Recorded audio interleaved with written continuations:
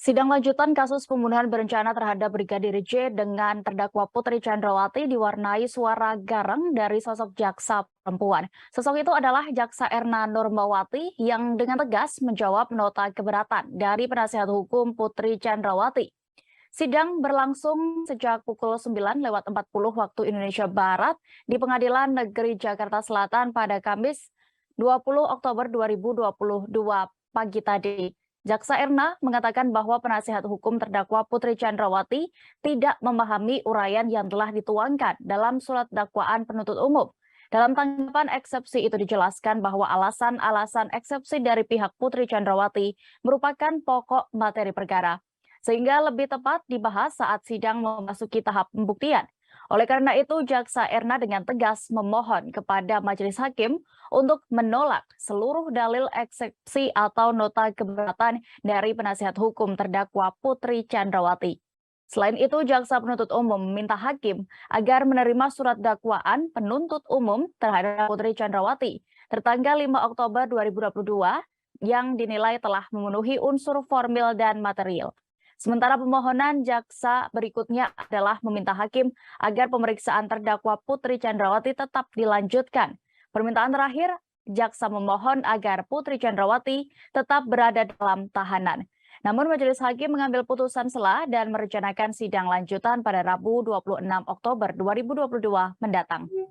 Bahwa terhadap alasan eksepsi atau nota keberatan penasihat hukum terdakwa Putri Chandrawati, setelah penuntut umum mencermati uraian eksepsi atau nota keberatan penasihat hukum terdakwa Putri Chandrawati, vide halaman 24 sampai dengan halaman 28, keberatan penasihat hukum terdakwa keliru dalam memahami splitting atau pemisahan berkas perkara sebagaimana pasal 142 KUHP yang berbunyi, dalam hal penuntut umum menerima satu berkas perkara yang memuat beberapa tindak pidana yang dilakukan oleh beberapa orang tersangka yang tidak termasuk dalam ketentuan pasal 141 KUHP, penuntut umum dapat melakukan penuntutan terhadap masing-masing terdakwa secara terpisah.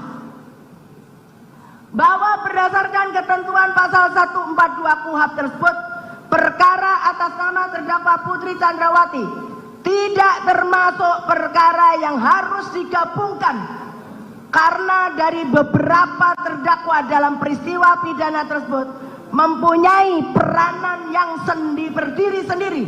Hal tersebut sejalan dengan pandangan Yahya Harahap dalam bukunya Pembahasan dan Permasalahan dan Penerapan KUHP, Penyidikan dan Penuntutan, halaman 442.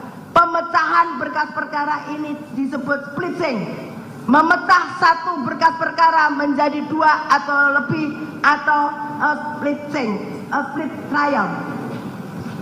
Lebih lanjut dijelaskan oleh Yahya Harahap bahwa menyatakan terdakwa Putri Chandrawati tetap berada dalam tahanan. Terima kasih sudah nonton. Jangan lupa like, subscribe, dan share ya.